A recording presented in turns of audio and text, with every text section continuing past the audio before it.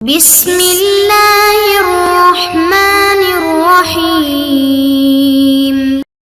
السلام علیکم معزز طلباء کرام، آپ سب کیسے ہیں؟ آج ہم معطا امام محمد کے سبق نمبر 356 کو پڑھیں گے۔ آج کے ہمارے سبق کا عنوان ہے باقی مسائل۔ چونکہ گزشتہ سبق میں ہم نے اس حوالے سے بات کی تھی، باب المکاتب کو ہم نے پڑھا تھا اور کتابت کے تحت کئی ایک مسائل تھے، جن میں سے پہلا مسئلہ جو ہے وہ ہم نے تفصیلی طور پہ حل کیا تھا، یعنی کتابت یہ ضروری ہے یا نہیں ہے۔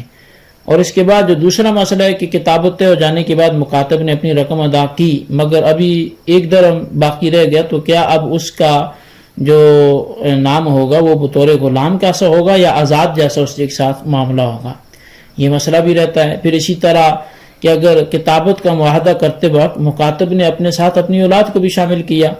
پھر وہ مکاتب تو مر گیا لیکن اس کی اولاد ابھی کتابت کے عقد میں اور اس معاملے میں باقی رہے گی یا وہ کتابت سے فسخ ہو جائے گی۔ تو اس حوالے سے جو ہے وہ کچھ نہ کچھ گفتگو ہم کریں گے۔ تو پہلے مسئلے پہ کلام ہو چکا تھا جو کتابت ضروری ہے یا نہیں ہے، اور ائمہ کرام کا اس میں اختلاف اور مسئلے کے احناف کی وجہ ترجیح کا بھی ذکر ہو چکا تھا۔ دوسرا مسئلہ جو ہے کہ مکاتب نے بدلے کتابت میں سے کچھ ادا کر دیا اور تھوڑا سا باقی رہ گیا، کہ اب وہ غلام یا آزاد کے حکم میں ہوگا، کس کے حکم میں ہوگا؟ تو اس بارے میں بعض فقہاء کرام کا مسلک یہ ہے کہ جس قدر وہ رقم ادا کر چکا ہے اس کے برابر غلام کا حصہ آزاد متصور ہوگا۔ مثلا 1000 درہم بدلے کتابت میں طے پایا تھا، جبکہ مکاتب نے 500 درہم ادا کر دیے، تو اب ان حضرات کے نزدیک غلام کا نصف آزاد ہو گیا، بقیہ نصف ابھی غلام ہے۔ لیکن احناف کا مسلک یہ ہے کہ 1 درہم بھی اگر مکاتب کا ادا کرنا باقی ہے تو وہ مکمل غلام ہی متصور ہوگا۔ اگر کسی وجہ سے وہ 1 درہم بقیہ ادا کرنے سے قاصر ہو جاتا ہے تو وہ دوبارہ مکمل غلام ہو جائے گا۔ اب اس مسئلے کو بھی صاحب مغنی نے تحریر کیا ہے، وہ کہتے ہیں کہ تیسری فصل اس بارے میں ہے کہ اگر غلام نے اپنی کتابت کی رقم مکمل ادا نہیں کی تو وہ کیا ہوگا؟ غلام ہی رہے گا۔ امام احمد بن حنبل نے فرمایا کہ ایسا غلام جو 2 آدمیوں کا مشترکہ غلام ہے، ان دونوں نے سے 1000 درہم پر مکاتب بنایا، اس مکاتب نے 900 دراہم ادا کیے، ان میں سے ایک نے اپنے حصے کو چھوڑ کر اس کو آزاد کر دیا، تو امام احمد بن حنبل فرماتے ہیں کہ وہ آزاد نہیں ہوگا۔ ہاں اگر 50 درہم اور وہ مزید ادا کرتا ہے تو آزاد ہو جائے گا۔ اب مروی یہ ہے کہ حضرت عمر ابن عمر اور زید بن ثابت، عائشہ صدیقہ، سعید بن مسیب اور امام زہری یہ کہتے ہیں کہ مکاتب غلام ہے اور اس وقت تک غلام ہی رہے گا جب تک کہ اس کے ذمہ مکاتبت کا 1 درہم بھی باقی ہے۔ اب ان حضرات سے جو روایات آئی ہیں اس میں یہ بھی ہے کہ یہی قول جو ہے وہ حضرت سالم کا بھی ہے، سلیمان بن یسار کا بھی ہے، حضرت قتادہ کا بھی ہے، ابن شبرمہ کا بھی ہے، امام مالک کا بھی ہے، امام اوزاعی کا بھی ہے، امام شافعی کا بھی ہے، امام اعظم امام ابو حنیفہ اور ان کے صاحبین اور ام سلمہ ام المؤمنین رضی اللہ تعالیٰ عنہ، ان سب کا یہی قول ہے۔ جبکہ حضرت سعید نے اپنی اسناد کے ساتھ ابو قلابہ سے روایت کیا ہے کہ نبی علیہ السلام کی ازواج مطہرات وہ مکاتب سے پردہ نہیں کرتی تھی جب تک کہ اس کے ذمہ 1 درہم بھی باقی ہوگا، یعنی 1 دینار باقی رہنے کی وجہ سے حضرت عبداللہ بن عمر نے مکاتب کو دوبارہ جو ہے وہ غلام بنا لیا۔ اسی طرح ابو بکر اور قاضی ابو الخطاب جو ہے وہ قاضی ابو الخطاب نے کہا کہ جب مکاتب کتابت کے 3 حصے ادا کر دے اور چوتھا حصہ ادا کرنے سے عاجز ہو جائے تو وہ آزاد ہے، کیونکہ اس کا جو ہے وہ بدلے کتابت کا جو عتق ہے وہ اب آزادی ہی کی طرف لوٹانا واجب ہے، نہ کہ غلامی کی طرف۔ تو یعنی اس کے عاجز ہونے کی وجہ سے اسے پھر سے غلام بنا لیا جائے، کیونکہ وہ اس حق کے ادا کرنے سے عاجز ہوا ہے جو اس کے لیے ہے، تو اس کے مالک کے لیے نہیں ہے ایسا حق، لہٰذا اس بات کی کوئی حقیقت نہیں ہے کہ اسے اس کے حق کی طرف لوٹانے سے باز رکھا جائے۔ جبکہ یہ مختلف علماء کرام کی مختلف اقوال جو ابن قدامہ بیان کر رہے ہیں وہ ہیں کہ حضرت علی رضی اللہ تعالیٰ عنہ نے فرمایا کہ مکاتب کا اتنا حصہ آزاد ہو جائے گا جتنا اس نے بدلے کتابت ادا کیا، کیونکہ حضرت عبداللہ بن عباس رضی اللہ تعالیٰ عنہما نبی علیہ السلام سے روایت کرتے ہیں، آپ نے فرمایا کوئی مکاتب اگر حد کو پہنچے یا میراث اس کو مل رہی ہو تو اسے اسی حساب سے وراثت دی جائے گی جس قدر وہ آزاد ہوا ہوگا، اور اس سے دیت بھی اسی قدر لی جائے گی جس قدر وہ آزاد ہوا، بقیہ میں عہد کی جو دیت ہے وہ ادا کرے گا۔ اسے امام ترمذی نے روایت کیا اور کہا کہ یہ حدیث حسن ہے۔ حضرت عمر اور حضرت علی رضی اللہ تعالیٰ عنہ دونوں سے مروی ہے کہ جب کسی مکاتب نے کچھ حصہ ادا کر دیا تو اس پر اب غلامی باقی نہیں رہے گی، جبکہ امام حناف کی جو دلیل ہے وہ روایت ہے جسے سعید رضی اللہ تعالیٰ عنہ نے روایت کیا۔ وہ بیان کرتے ہیں کہ حسن نے حدیث بیان کی، انہیں حجاز نے اور انہیں عمر بن شعیب نے حدیث بیان کی کہ انہوں نے اپنے والد اور والد نے اپنے دادا سے روایت کی کہ نبی علیہ صلی اللہ علیہ وسلم نے فرمایا کہ جو آدمی اپنے غلام کو 100 اوقیہ پر مکاتب بناتا ہے اور پھر وہ مکاتب 90 ادا کرنے کے بعد 10 اوقیہ ادا کرنے سے قاصر ہو جائے تو وہ غلام ہی ہے۔ عمر ابن شعیب اپنے والد سے، وہ اپنے دادا سے روایت کرتے ہیں کہ نبی علیہ صلی اللہ علیہ وسلم نے فرمایا مکاتب اس وقت تک غلام ہی رہے گا جب تک اس پر 1 درہم بھی بقایا رہے۔ اسے ابو داؤد نے روایت کیا۔ اور دوسری دلیل احناف کی وہ یہ ہے کہ بدلے کتابت وہ مکاتب کی طرف سے عوض ہے، لہٰذا وہ ادا کرنے سے پہلے آزاد نہیں ہوگا۔ ایسے اندازے کے متعلق کہ متفق علیہ بھی ہے، کیونکہ اگر آزاد کیا گیا اس کے بعض حصے کو تو وہ بقیہ سجاد کی طرف سرایت کرے گا، جیسے کسی آدمی نے مشترکہ غلام میں سے اپنا سجاد کر دیا، اور عتق جو ہے وہ ملک میں بازید کی کیونکہ متحمل نہیں ہو سکتی، تو باقی رہی وہ حدیث پاک جو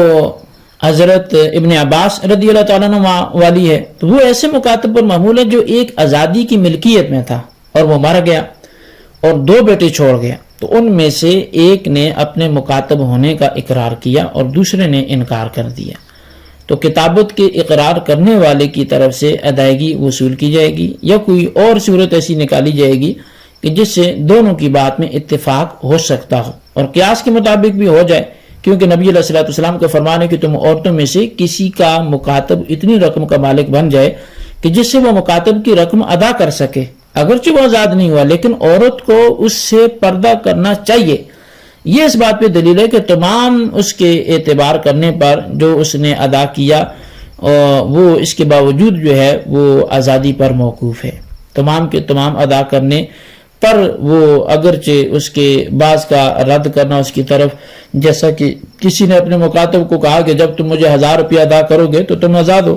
اور مجھ پر اللہ کے لیے اس کے چوتھے حصے کا ادا کرنا تجھ پر لازم ہوگا، اور وہ غلام تمام رقم ادا کرنے سے پہلے آزاد نہیں ہوگا اگر اس پر اس کا چوتھائی حصہ واپس کرنا اگرچہ وہ بھی واجب ہے۔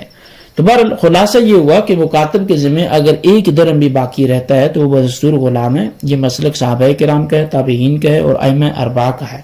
اس بارے میں ایک دلیل یہ ہے کہ نبی علیہ الصلوۃ والسلام کی ازواج مطہرات اپنے مکاتب سے اس وقت تک پردہ نہ کرتی جب تک اس کے ذمہ بدلے کتابت میں کچھ بھی باقی رقم رہتی تھی، کیونکہ اپنے غلام سے مالک پر پردہ ضروری نہیں ہے۔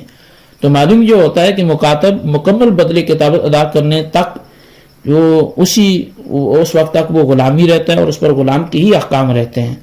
اگر اس پر غلام کے احکام جاری نہ ہوتے تو پھر ازواج مطہرات ضرور اس وقت پردہ کر لیا کرتی جب اس پر کچھ نہ کچھ رقم رہتی ہوتی، لیکن وہ چونکہ اس وقت تک انہوں نے پردہ نہیں کیا جب تک کہ وہ مکمل بدلے کتابت سے بری ذمہ نہیں ہوا، تو ان کا یہ فعل بتلاتا ہے کہ وہ اس وقت تک غلام ہی رہا جب تک کہ وہ مکمل رقم ادا نہیں کر گیا۔ اچھا، اب اس حوالے سے جو دوسرا مسئلہ ہے وہ یہ ہے کہ مکاتب فوت ہو گیا اور اتنی رقم چھوڑ گیا جو بدلے کتابت بن سکتی ہے اور بچ بھی جاتی ہے، تو اس کی بقیہ رقم اس کے مالک کی ہوگی یا ورثاء کی ہوگی؟ تو احناف کے اس بارے میں مذہب یہ ہے کہ بقیہ رقم اس کے ورثاء کو ملے گی، لیکن اس وقت کہ جب وہ آزاد ہوں۔ دیگر ائمہ یہ رقم اس کے مولا کو دیتے ہیں۔ تو بہرحال اب اس حوالے سے جو ہے وہ جو مسلک اور جو تفصیل ہے وہ بھی ابن قدامہ نے بیان کی ہے۔ وہ لکھتے ہیں کہ اگر مکاتب اس حال میں فوت ہو جاتا ہے کہ اس نے اپنی کتابت کی کچھ رقم ادا کر دی تھی اور مرنے کے بعد وہ اس قدر رقم چھوڑ گیا جو اس کی کتابت کی رقم ادا کرنے کے بعد بچ بھی جاتی ہے، تو اس بارے میں ایک روایت یہ ہے کہ وہ رقم ساری کی ساری اس کے آقا کی ہے، اور دوسری روایت یہ ہے کہ اس کے آقا کو اسی قدر ملے گی جتنی اس کی باقی بنتی ہے، اور بقیہ اس مکاتب کے وارث لیں گے۔ اب احتمال ہو سکتا ہے کہ اس مسئلے کی بنیاد بھی پہلا مسئلہ ہی بنتی ہو، تو بس جب ہم یہ کہتے ہیں کہ مکاتب نے جو کچھ ادا کیا تھا ابھی وہ آزاد نہیں ہوا تھا بلکہ غلام تھا، تو اس قول کے پیش نظر وہ غلامی کی حالت میں مرا، لہٰذا کتابت فسخ ہوگی اور اس کی ملک میں جو ہے وہ اس کے آقا کا ہے۔ اور اگر ہم کہیں کہ وہ بدلے کتابت کا کچھ حصہ ادا کرنے پہ آزاد ہو گیا تھا تو اب یہ کہنا پڑے گا کہ وہ آزادی کی حالت میں مرا اور وہ اس پر جو کتابت کا دین تھا وہ اس سے بچی رقم اس مکاتب کے وہ رسا کو ملے گی قاضی اس کے آقا کو دینے کے بعد۔ تو قاضی نے کہا کہ اصح یہ ہے کہ مکاتب کے مرنے پر کتابت فسخ ہو جائے گی اور وہ غلامی پر مرے گا، اور جو کچھ اس نے مال چھوڑا ہے وہ سب کا سب اس کے مولا کا ہوگا۔ اسی وسلم نے اپنی اسناد کے ساتھ حضرت عمر زید زہری سے روایت کیا، اور یہی قول ابراہیم اور عمر بن عبدالعزیز قتادہ امام شافعی کا ہے، اور اس کی دلیل جو ہے وہ پیچھے گزر چکی ہے، ابن قدامہ لکھتے ہیں۔ اور اس لیے بھی کہ وہ مکاتب بدل کے ادا کرنے سے پہلے فوت ہو گیا، لہٰذا اس کی کتابت کو فسخ کر دینا واجب ہے، جبکہ دوسری روایت یہ ہے کہ وہ آزاد ہو گیا اور آزاد ہی حالت میں اس کا انتقال بھی ہوا، اور اس کے مولا کو صرف بقیہ کتابت کی رقم ملے گی، اس سے زائد رقم مکاتب کے ورثاء کو ملے گی۔ یہ بات حضرت علی بن ابی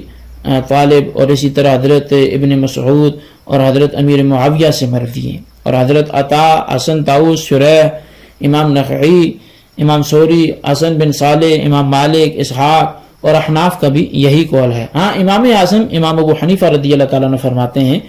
کہ مرنے والے کے مکاتب کی حریت اس کی زندگی کے آخری لمحے میں ثابت ہوگی، یہ قاضی کا قول ہے۔ اس روایت کی وجہ اور دلیل بھی جو ہے وہ ابن قدامہ لکھتے ہیں کہ ہم پیچھے بیان کر رہے ہیں، اور اس لیے بھی کہ بدلے کتابت ایک معاوضہ ہے جو متعاقدین میں سے کسی کی موت پر فسخ نہیں ہوتا، لہٰذا بے کی طرح یہاں بھی مکاتب کے فوت ہونے پر یہ فسخ نہیں ہوگا۔ تو بہرحال امام اعظم امام ابو حنیفہ رضی اللہ تعالیٰ عنہ نے جو موقف اپنایا تو اس کی تائید میں چاہوں گا کہ ایک دو آثار ذکر کر کے بات ختم کروں۔ ابن جریج بیان کرتے کہ میں نے حضرت عطا سے پوچھا کہ اگر مکاتب مر جاتا ہے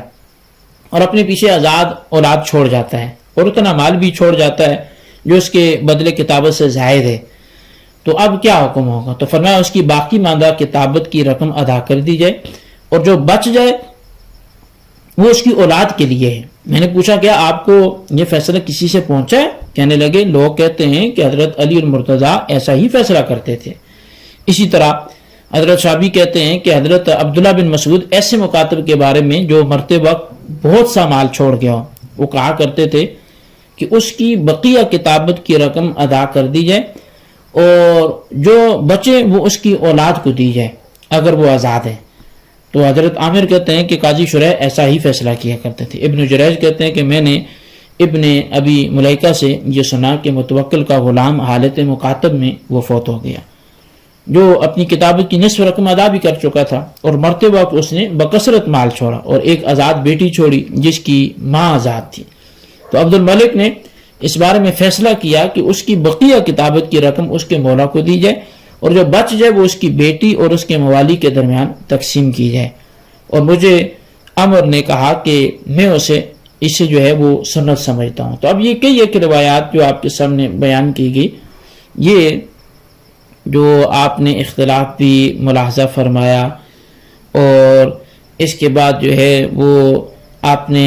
یہ بھی دیکھا کہ ایک مکاتب کے مرنے کے بعد اس کا چھوڑا ہوا مال تمام کا تمام اس کے مولا کا ہوگا، یہ ایک فیصلہ تھا۔ اور اسی طرح آپ نے دوسرا قول بھی دیکھا کہ امام اعظم اور دیگر اکابرین تابعین کا مسلک کہ مکاتب کے مال میں سے مولا کو صرف اسی قدر ملے گا جس قدر اس کا بقایا بنتا ہے، اور اس کے بعد جو بچے گا وہ مکاتب کی آزاد اولاد کو ملے گا۔